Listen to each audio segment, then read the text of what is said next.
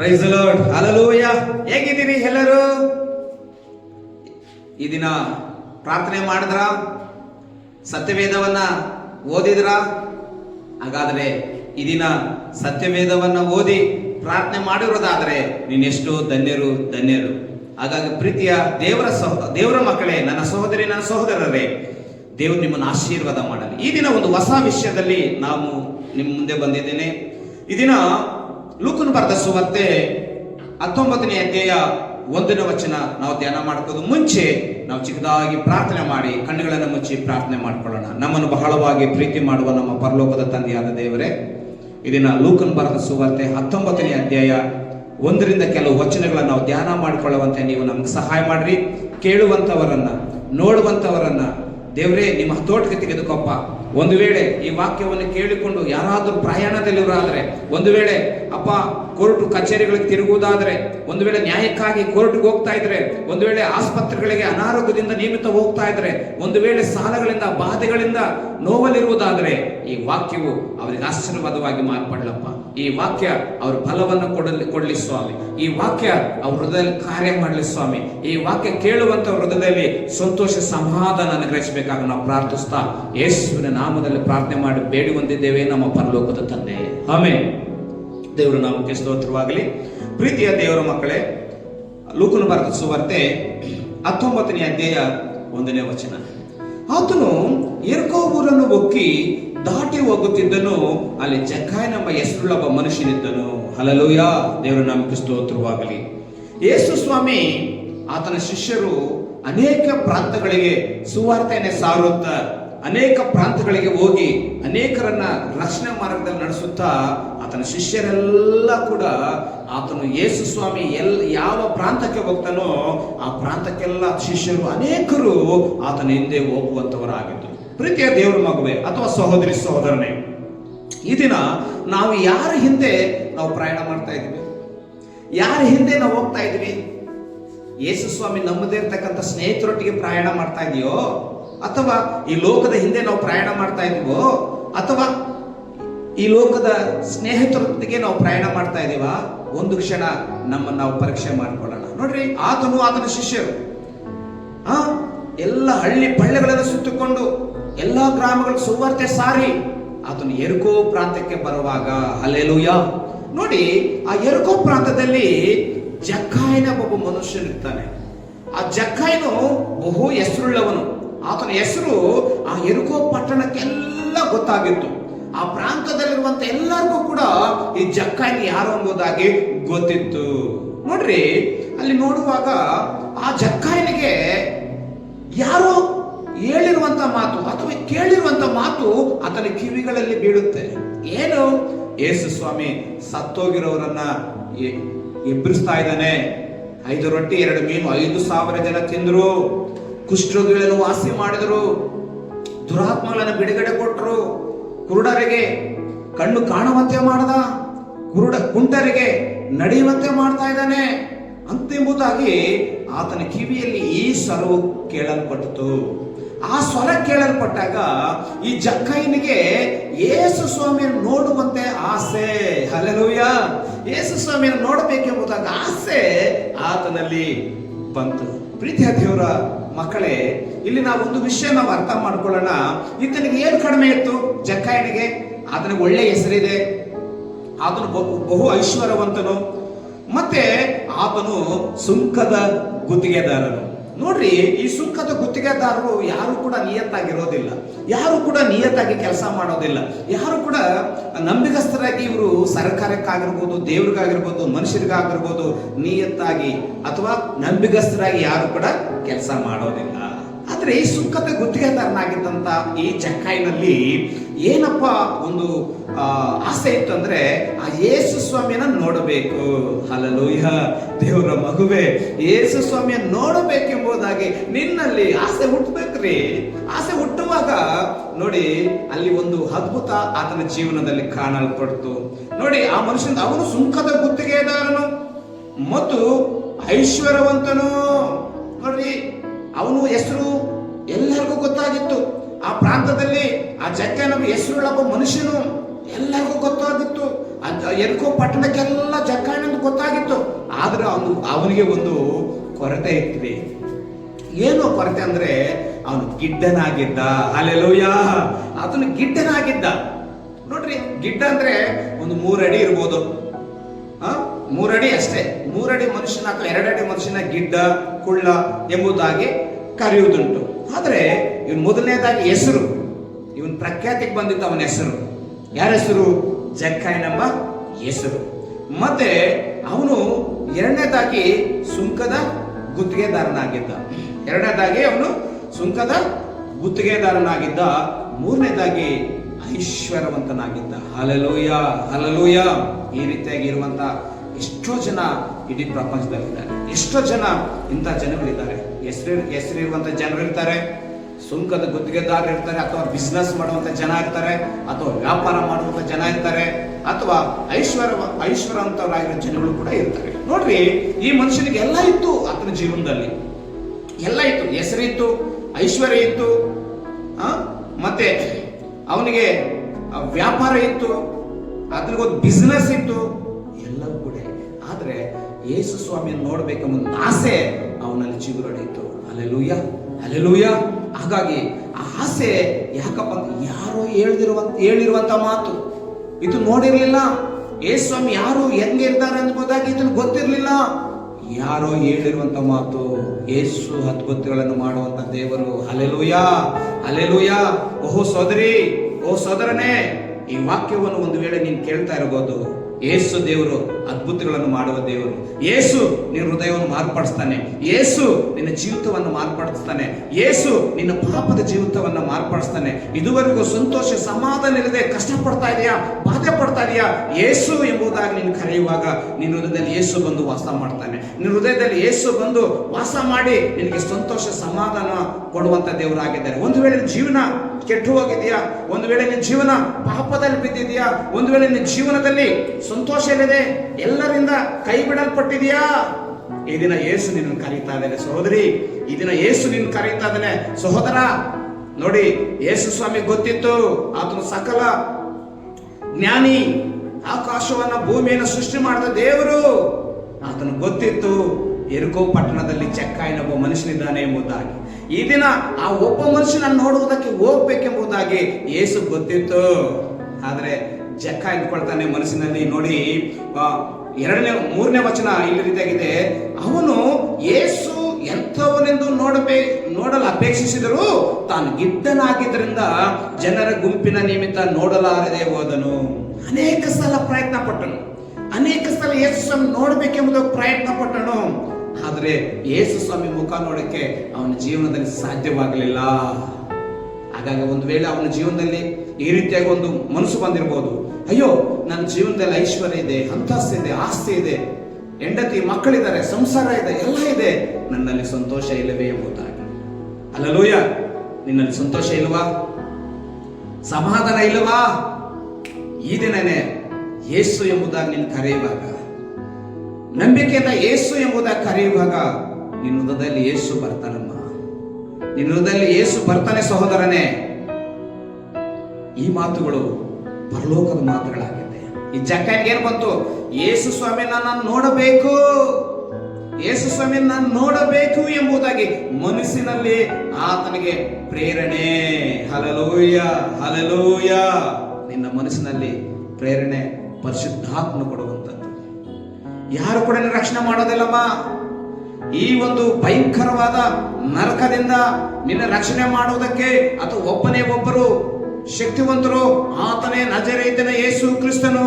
ಈ ಭಯಂಕರವಾದ ನರಕದಿಂದ ತಪ್ಪಿಸಬೇಕಾದ್ರೆ ನೀನು ಯೇಸು ಎಂಬ ದೇವರನ್ನು ಸ್ವೀಕಾರ ಮಾಡ್ಕೋಬೇಕು ಸಹೋದರಿ, ಸಹೋದರನೇ. ಹಾಗಾಗಿ ಇದೇನ್ ಮಾಡ್ತಾನೆ, ಒಂದು ಉಪಾಯವನ್ನ ಕಂಡಿಡ್ತಾನೆ. ನೋಡ್ರಿ, ನಿಮಿತ್ತ ಜನರ ಗುಂಪಿನ ನಿಮಿತ್ತ ನೋಡಲಾರದೆ ಹೋದನು. 4ನೇ ವಚನ. ಆದ ಕಾರಣ ಆತ ನೋಡುವುದಕ್ಕಾಗಿ ಮುಂದೆ ಓಡಿ ಹೋಗಿ ಆತನು ಬರುವ ಮಾರ್ಗದಲ್ಲಿ ಇದ್ದ ಆಲದ ಮರವನ್ನು ಹತ್ತಿದನು. ಹಲ್ಲೆಲೂಯ. ಒಂದು ವೇಳೆ ನೀನು ನಾನು ಅಂದ್ಕೊಂಡಿರ್ಬೋದು, ನಾಳೆ ನೋಡ್ಬೋದು ಬಿಡ್ರಿ, ಅಥವಾ ಇನ್ನೊಂದ್ಸಲ ಎಲ್ಲಾದ್ರೂ ಸಿಕ್ಕಿದಾಗ ಯೇಸು ಸ್ವಾಮಿ ನೋಡ್ಬೋದು ಅನ್ಕೋಬಹುದಾಗಿತ್ತು. ಆದ್ರೆ ಜಕ್ಕಾಯ ಆವತ್ತೇ ಒಂದು ತೀರ್ಮಾನ ಮಾಡ್ಕೊಳ್ತಾನೆ, ಇಲ್ಲ ನಾಳೆ ಇಲ್ಲ, ಇವತ್ತೇ ನಾನು ಯೇಸು ಸ್ವಾಮಿನ ನೋಡ್ಬೇಕೆಂಬುದಾಗಿ ಏನ್ ಮಾಡ್ತಾನೆ, ಯೇಸು ಬರುವಂತ ಮಾರ್ಗದಲ್ಲಿ ಎಲ್ಲರಿಗಿಂತ ಮುಂಚೆ ಮುಂದಾಗಿ ಓಡ್ತಾ ಇದ್ದಾನೆ. Hallelujah, hallelujah. ಯೇಸುಗಾಗಿ ಓಡಬೇಕು ನೀನು ಸಹೋದರಿ, ಯೇಸುಗಾಗಿ ನೀನು ಜೀವಿಸಬೇಕು ಸಹೋದರಿ. ಮುಂದಾಗಿ ಓಡ್ತಾ ಇದ್ದಾನೆ. ಓಡಿ ಓಡಿ ಓಡಿ ಒಂದು ಆಲದ ಮರ ಮಾರ್ಗದಲ್ಲಿ ಪಕ್ಕದಲ್ಲಿರುತ್ತದೆ. ಹಾಗಾಗಿ ಯಾರು ನೋಡಿಲ್ಲ ಎಂಬುದಾಗಿ ಆಲದ ಮರ ಎಕ್ಕಿ ಆತನ ಎಲೆಗಳ ಮಧ್ಯದಲ್ಲಿ ಬಚ್ಚಿಟ್ಕೊಳ್ತಾನೆ. ಹಲ್ಲೆಲೂಯಾ. ಆ ಎಲೆಗಳ ಮಧ್ಯದಲ್ಲಿ ಬಚ್ಚಿಟ್ಕೊಂಡು ನಾನು ಮೇಲಿಂದ ನಾನು ಯೇಸು ಸ್ವಾಮಿಯನ್ನು ನೋಡಬೇಕು ಎಂಬುದಾಗಿ ನೋಡ್ರಿ. ಆದ ಕಾರಣ ಆತ ನೋಡುವುದಕ್ಕಾಗಿ ಮುಂದೆ ಓಡಿ ಹೋಗಿ ಆತನು ಬರುತ್ತಿರುವ ಮಾರ್ಗದಲ್ಲಿದ್ದ ಆಲದ ಮರವನ್ನು ಹತ್ತಿದನು. ಯೇಸು ಅಲ್ಲಿಗೆ ಬಂದು ಮೇಲಕ್ಕೆ ನೋಡಿ, ಹಲ್ಲೆಲೂಯಾ, ಹಲ್ಲೆಲೂಯಾ. ನೋಡಿದ್ರ, ಯೇಸು ಸ್ವಾಮಿಗೆ ಇವನು ಹೋಗಿ ಆಲದ ಮರದಲ್ಲಿ ಬಚ್ಚಿಟ್ಕೊಳ್ತಾನಂತ ಯೇಸು ಸ್ವಾಮಿ ಗೊತ್ತಿತ್ತು, ಆದ್ರೆ ಜಕ್ಕಾಯ್ನ ಗೊತ್ತಿರ್ಲಿಲ್ಲ ನನ್ನನ್ನು ಯಾರು ನೋಡಿಲ್ಲ ಎಂಬುದಾಗಿ. ಯೇಸು ಸ್ವಾಮಿ ಜೊತೆಯಲ್ಲಿದ್ದಂತ ಶಿಷ್ಯರಿಗೂ ಯಾರಿಗೂ ಕಾಣಲಿಲ್ಲ. ಶಿಷ್ಯರು ಎಷ್ಟೊಂದು ಜನ ಇದ್ರಲ್ಲ, ಗುಂಪು ಗುಂಪಾಗಿ ಬರ್ತಾ ಇದ್ರಲ್ಲ, ಅವ್ರು ಯಾರು ಕೂಡ ಈ ಜಕ್ಕಾಯ್ನ ನೋಡ್ಲಿಲ್ಲ. ನೋಡಿದ ಯೇಸು ಒಬ್ಬರೇ. ಯಾಕೇಳ್ರಿ, ನಮ್ಮ ದೇವರು ನೋಡುವಂತ ದೇವರು, ನಮ್ಮ ದೇವರು ಕೇಳಿಸ್ಕೊಳ್ಳುವಂತ ದೇವರು, ನಮ್ಮ ದೇವರು ಆಶೀರ್ವಾದಿಸುವಂತ ದೇವರು, ನಮ್ಮ ದೇವರು ಸೃಷ್ಟಿಕರ್ತನ್ರಿ. ಸೃಷ್ಟಿಕರ್ತನಿಗೆ ಸಮಸ್ತ ಮಾಡೋದಕ್ಕೆ ಶಕ್ತಿ ಇರ್ತದೆ. ನೋಡಿದ್ರ, ಆಗ ಯೇಸು ಆ ಮರದ ಹತ್ರ ಬಂದು ನಿಂತುಕೊಂಡು ಮೇಲಕ್ಕೆ ನೋಡಿ, ಜಕ್ಕೈನೇ ತಟ್ಟೆನ ಹಿಡಿದು ಬಾ. Hallelujah, hallelujah. ನೋಡಿದ್ರ, ಜಕ್ಕೈನೇ ತಟ್ಟೆನ ಹಿಡಿದು ಬಾ ಅಂದ. ಆದ್ರೆ ಜಕ್ಕಾಯ್ನಂತಾನೆ, ಅಬ್ಬಾ, ಯೇಸು ಸ್ವಾಮಿಗೆ ಯಾವಾಗ ಈ ಜಕ್ಕಾಯ್ನ ಹೆಸರು ಯೇಸು ಸ್ವಾಮಿ ಬಾಯಿಂದ ಬಂತು, ತಕ್ಷಣವೇ ಜಕ್ಕಾಯ್ನ ಹೃದಯ ಮಾರ್ಪಡ್ತು. ಹಲ್ಲೆಲೂಯಾ. ಈ ವಾಕ್ಯವನ್ನು ಕೇಳುವ ಸಹೋದರಿ ಸಹೋದರನೇ, ಈ ವಾಕ್ಯವನ್ನು ಕೇಳ್ತಾ ಇದೀಯಾ, ನಿನ್ನ ಹೃದಯವನ್ನು ಮಾರ್ಪಡಿಸ್ಕೋ. ನಿನ್ನ ಹೃದಯ ಮಾರ್ಪಡಲಿ ಯೇಸುವಿನ ನಾಮದಲ್ಲಿ. ನಿನ್ನ ಕಠಿಣವಾದ ಮನಸ್ಸು ಮಾರ್ಪಡಲಿ ಯೇಸುವಿನ ನಾಮದಲ್ಲಿ. ನಿನ್ನ ಕಠಿಣವಾದ ಮನಸ್ಸು ಮಾರ್ಪಡಲಿ. ರಕ್ಷಣೆಗೆ ಅಡ್ಡಿಯಾಗಿರುವಂತ ದುಷ್ಟಾತ್ಮವು ನಿನ್ನನ್ನು ಬಿಟ್ಟು ಹೋಗಲಿ. ದುಷ್ಟ ಮನಸ್ಸು ನಿನ್ನನ್ನು ಬಿಟ್ಟು ಹೋಗಲಿ.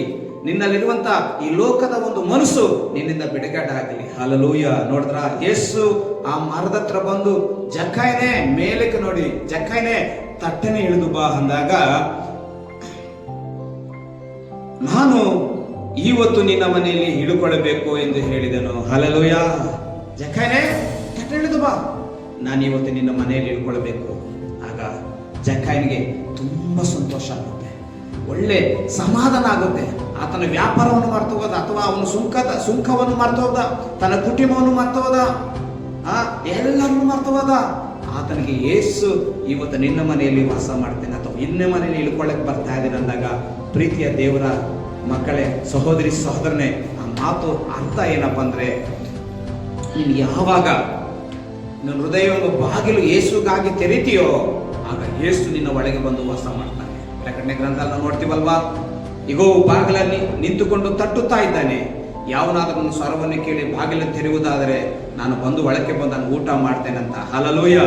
ಹಾಗಾಗಿ ಪ್ರೀತಿಯ ಸಹೋದರಿ ಸಹೋದರನೇ, ನೀನು ಹೃದಯವೆಂಬ ಬಾಗಿಲು ಯೇಸುಗಾಗಿ ತೆರೆ, ಯೇಸು ನಿನ್ನಲ್ಲಿ ಬಂದು ವಾಸ ಮಾಡ್ತಾನೆ. ಹಿಂಸೆಗಳ ಮಧ್ಯದಲ್ಲಿ ಹಾದು ಹೋಗ್ತಾ ಇದೆಯಾ? ಗಂಡನ ಕಿರುಕುಳದಿಂದ ಬಾಧೆ ಪಡ್ತಾ ಇದೆಯಾ? ನೀನು ನಂಬುದವ್ರು ನಿನಗೆ ಮೋಸ ಮಾಡಿದಾರ? ಅಥವಾ ಈ ಲೋಕವೇ ನನಗೆ ಸಾಕಾಗಿದೆ ಎಂಬುದಾಗಿ ಅಳ್ತಾ ಇದೆಯಾ? ದಿನನಿತ್ಯವೂ ಕಣ್ಣೀರಿನಲ್ಲಿದೆಯಾ? ದಿನನಿತ್ಯವೂ ದುಃಖದಲ್ಲಿದೆಯಾ? ಇನ್ನು ಕೊಡುವಂತ ಸಂಬಳ ಸಾಕಾಗ್ತಾ ಇಲ್ವಾ? ಕುಟುಂಬಗಳನ್ನು ಪೋಷಣೆ ಮಾಡೋದಕ್ಕೆ ಸಾಕಾಗ್ತಾ ಇಲ್ವಾ? ಸಾಲಗಳಲ್ಲಿ, ದುಃಖದಲ್ಲಿ, ಹಿಂಸೆಗಳಲ್ಲಿ ಬಾಡಿಗೆ ಕಟ್ಟಲಾಗದೆ ಕಣ್ಣೀರಿನಲ್ಲಿದೆಯಾ? ಈ ಲೋಕ ನನಗೆ ಸಾಕು, ನಾನು ಇರೋ ಬದಲು ಸಾಯಬೇಕೆಂಬುದನ್ನು ನಿಶ್ಚಯ ಮಾಡ್ಕೊಂಡಿದೀಯಾ? ಈ ದಿನವೇ ಯೇಸು ಸ್ವಾಮಿಗಾಗಿ, ಯೇಸುಗಾಗಿ ನಿನ್ನ ಹೃದಯವನ್ನು ಬಾಗಿಲನ್ನು ತೆರೆ. ಯೇಸು ಬಂದು ಒಳಕ್ಕೆ ಬಂದು ನಿನ್ನೊಟ್ಟಿಗೆ ವಾಸ ಮಾಡ್ತಾನೆ. ಸಹೋದರಿ, ಇದು ನಿನಗಾಗಿ, ಈ ವಾಕ್ಯ ನಿನಗಾಗಿ. ನೋಡಿ, ಇನ್ನೊಂದು ಈ ಭಾಗವನ್ನು ನಾವು ನೋಡುವಾಗ, ಅವನು ತಟ್ಟನೆ ಹಿಡಿದು ಬಂದು ಆತನನ್ನು ಸಂತೋಷದಿಂದ ಸೇರಿಕೊಂಡನು. ನೋಡಿದ್ರ, ಯೇಸು ಸ್ವಾಮಿ ಹೆಸರಿಂದ ಜಕ್ಕಾಯನ ಹೆಸರು ಬಂದ ತಕ್ಷಣನೇ ಆ ಜಕ್ಕಾಯನ ತಟ್ಟನೆ ಹಿಡಿದು ಬಂದು ಆತನ ಸಂತೋಷವಾಗಿ ಹಪ್ಪಿಕೊಳ್ತಾನೆ. ಹಲ್ಲೆಲೂಯಾ. ಹಾಗಾಗಿ ಅಲ್ಲಿ ನೋಡುವಾಗ ನೋಡಿ, ಸಂತೋಷವಾಗಿ ಯೇಸು ಸ್ವಾಮಿ ಹತ್ರ ಬಂದು ಆತನನ್ನು ಹಪ್ಪಿಕೊಳ್ತಾನೆ. ಹಲ್ಲೆಲೂಯಾ. ದೇವರ ನಾಮಕ್ಕೆ ಸ್ತೋತ್ರವಾಗಲಿ. ಯೇಸು ನಿನ್ನನ್ನು ಹಪ್ಪಿಕೊಳ್ಳುವಂತ ದೇವರಾಗಿದ್ದಾನೆ. ನೋಡ್ರಿ, ಹಪ್ಪಿಕೊಳ್ತಾನೆ. ಇದನ್ನು ನೋಡಿದವರೆಲ್ಲರೂ ಈತನು ಪಾಪಿಯಾಗಿರುವ ಬಳಿಯಲ್ಲಿ ಇಳ್ಕೊಳ್ಳುವುದಕ್ಕೆ ಹೋಗುತ್ತಾನೆಂದು ಗುಣಿಗುಟ್ಟಿದರು. ಹಲ್ಲೆಲೂಯಾ. ನೀನು ಯೇಸು ಸ್ವಾಮಿಯನ್ನು ಯಾವಾಗ ಯೇಸು ಸ್ವಾಮಿಯನ್ನು ಕಂಡುಕೊಳ್ತೀಯೋ ಆಗ ನಿನಗೆ ವಿರೋಧವಾಗಿ ಮಾತಾಡುವಂಥ ನಾಲಿಗೆಗಳು ಬಿಚ್ಚಲ್ಪಡ್ತವೆ.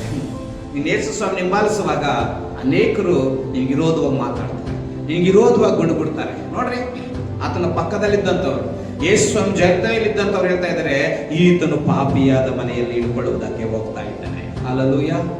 ತಾವೇ ಪಾಪಿಗಳೆಂಬುದಾಗಿ ಮರ್ತು ಹೋಗಿದ್ದಾರೆ. ತಾವೇ ಪಾಪ ಮಾಡುವಂಥವ್ರು ಪಾಪಿಗಳೆಂಬುದಾಗಿ ಮರ್ತು ಹೋಗಿದ್ದಾರೆ. ಮರೆತು ಈತನು ಪಾಪಿಯಾಗಿರೋ ಮನೆಯಲ್ಲಿ ಇಳ್ಕೊಳ್ಳಕ್ಕೆ ಹೋಗ್ತಾ ಇದ್ದಾನೆ. ನೋಡ್ರಿ, ಮನುಷ್ಯ ಕುಮಾರನು ಕೆಟ್ಟು ಹೋಗಿರೋರನ್ನ ಹುಡುಕಿ ರಕ್ಷಿಸಲಿಕ್ಕೆ ಬಂದಿದ್ದಮ್ಮ. ಯಾರ್ಯಾರು ಕೆಟ್ಟು ಹೋಗಿದ್ದಾರೆ ನೋಡ್ರಿ, ಇವ್ರು ಗುಣಗುಟ್ಟುವುದನ್ನು ನೋಡ್ರಿ. ಆಗ ಆ ಜಕ್ಕಯ್ಯನೊಂದು ಮಾತು ಹೇಳ್ತಾನೆ. ಏನ್ ಹೇಳ್ತಾನೆ ಅಂತ ನೋಡ್ರಿ. ಆದರೆ ಜಕ್ಕಯ್ಯ ನಿಂತುಕೊಂಡು ಸ್ವಾಮಿಗೆ, ಸ್ವಾಮಿ ನೋಡು, ನನ್ನ ಆಸ್ತಿಯಲ್ಲಿ ಅರ್ಧವನ್ನು ಬಡವರಿಗೆ ಕೊಡುತ್ತೇನೆ. ನೋಡಿದ್ರ, ಯಾವಾಗ ಹೃದಯದಲ್ಲಿ ಯೇಸು ಸ್ವಾಮಿ ಬಂದ್ಬಿಟ್ರೋ ಆತನ ಹೃದಯ ಮಾರ್ಪಡ್ತು. ಕಲ್ಲಾದ ಹೃದಯ ಮಾರ್ಪಡುವಂತ ದೇವರು ಆತನೇ ಯೇಸು ಕ್ರಿಸ್ತನೋ. ಕಲ್ಲಾದಂತ ಹೃದಯವನ್ನು ಮಾರ್ಪಡಿಸಿದರು. ಆತನ ಕಠಿಣವಾದ ಮನಸ್ಸನ್ನು ಮಾರ್ಪಡಿಸಿದರು. ಆತನ ಸುಂಕದ ಗುತ್ತಿಗೆದಾರನು, ಮೋಸಗಾರ, ಅನ್ಯಾಯಗಾರ, ಅಕ್ರಮಕಾರ ಅಂತವನ್ನ ಹೃದಯವನ್ನ ಯೇಸು ಕ್ಷಣ ಮಾತ್ರದಲ್ಲಿ ಯೇಸು ಮಾರ್ಪಡಿಸಿದ್ರು. ಕ್ಷಣ ಮಾತ್ರದಲ್ಲಿ ಯೇಸು ಮಾರ್ಪಡಿಸಿದ್ರು ದೇವರ ಮಕ್ಕಳೇ. ಹಾಗಾಗಿ ಆತನ ಹೇಳ್ತಾ ಇದ್ದಾನೆ, ಸ್ವಾಮಿ ನೋಡು, ನಾನು ಯಾರ ಹತ್ರ ಆದ್ರೂ ಅನ್ಯಾಯವಾಗಿ ನೋಡ್ರಿ ಏನಾದ್ರೂ ಎಳ್ಕೊಂಡಿರುವುದಾದ್ರೆ 4ರಷ್ಟು ಹಿಂದಕ್ಕೆ ಕೊಡುತ್ತೇನೆ. Hallelujah, hallelujah, hallelujah. 4ರಷ್ಟು ನಾನು ಹಿಂದಕ್ಕೆ ರಿಟರ್ನ್ ಮಾಡ್ತೇನೆ. ಯಾಕೆ ಹೇಳ್ರಿ, ಯೇಸು ಹೃದಯಕ್ಕೆ ಬಂದ್ಬಿಟ್ರಮ್ಮ. ಆತನ ಪಾಪ ಹರಿವು ಉಂಟಾಯಿತು. ಆತನ ಏನೇನು ತಪ್ಪು ಪಾಪ ಮಾಡಿದನು, ಅನ್ಯಾಯ ಮಾಡಿದನು ಎಲ್ಲ ಕೂಡ ಅದು ಆಚೆ ಬರ್ತಾ ಇದೆ. ಒಪ್ಕೊಳ್ತಾ ಇದ್ದಾನೆ. ಒಪ್ಕೋಬೇಕು.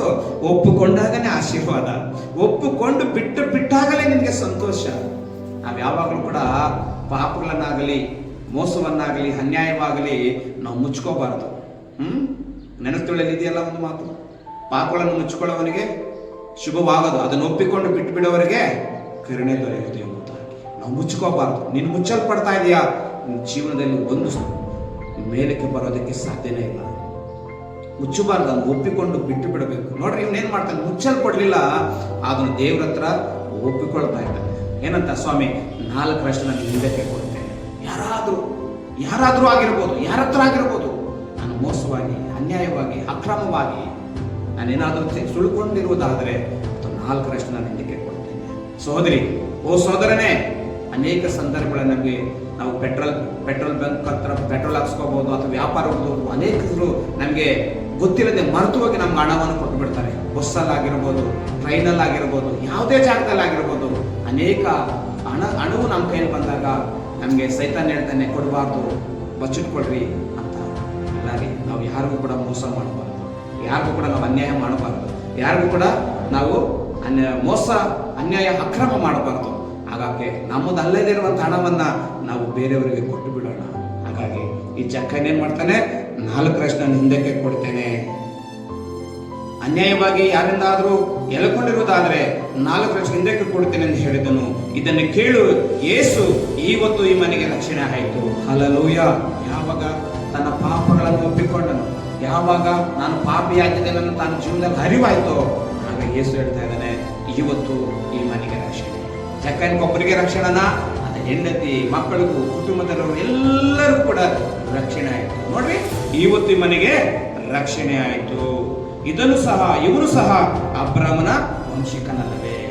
ಮನುಷ್ಯಕುಮಾರನು, ಕಡೆ ವಚನ 10ನೇ ವಚನ, ಮನುಷ್ಯಕುಮಾರನು ಕೆಟ್ಟು ಹೋಗಿರುವನು ಹುಡುಕಿ ರಕ್ಷಿಸಲಿಕ್ಕೆ ಬಂದನು ಎಂದು ಹೇಳಿದನು. ಪ್ರೀತಿಯ ದೇವರ ಮಕ್ಕಳೇ, ಕೆಟ್ಟು ಹೋಗಿರುವಂತಹ ನಿನ್ನನ್ನು, ನನ್ನನ್ನು ಯೇಸು ಹುಡುಕಿ ಬಂದು ಇವತ್ತು ನನ್ನನ್ನು ರಕ್ಷಣೆ ಮಾಡಿದ್ದಾನೆ. ಒಂದು ವೇಳೆ ನಿನಗೆ ಇನ್ನೂ ರಕ್ಷಣೆ ಆಗಿಲ್ವಾ, ಯೇಸುನ ಕರಿ, ಯೇಸುನ ಹೃದಯದಲ್ಲಿ ಕರಿ, ಆಗ ಯೇಸುನ ಹೃದಯದಲ್ಲಿ ಬರ್ತಾನೆ.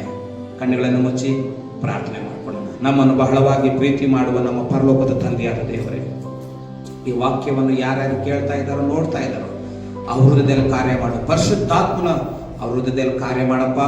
ಅವರನ್ನು ಬಲಪಡಿಸಿ ಅವರು ಸರಿಯಾದ ಮಾರ್ಗದಲ್ಲಿ ಹೋಗುವಂತೆ ಸಹಾಯ ಮಾಡು. ಪ್ರಾರ್ಥನೆ ಕೇಳಿದಕ್ಕಾಗಿ ಸ್ತೋತ್ರ.